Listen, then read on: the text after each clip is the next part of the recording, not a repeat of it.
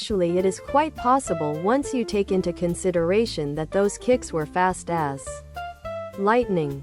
Also, his point about it being dangerous doesn't contradict the surely not everybody was kung fu fighting vintage shirt. That is of course statistically correct, but then his wife, who is a medical doctor, correctly said that it is the book of life you're writing.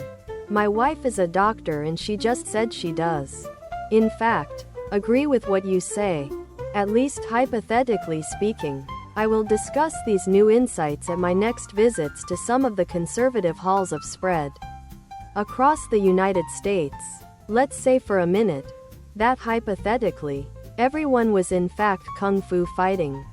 Surely not everybody was kung fu fighting vintage shirt, tank top, V-neck, ladies' tee for men and women, tank top, V-neck.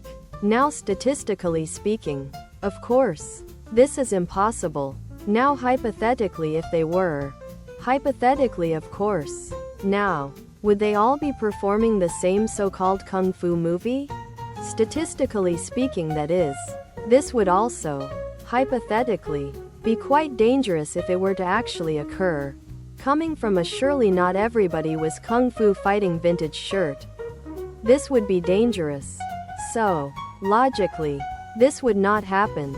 So in fact, there is no way, impossible even, that everybody was kung fu fighting. I mean, his claim to fame is just him creating ridiculous, completely unrealistic scenarios and then trying to gotcha teenagers to do with anti-aliasing and graphics, not the physics system. Official surely not everybody was kung fu fighting vintage sweatshirt, hoodie, sweatshirt, hoodie.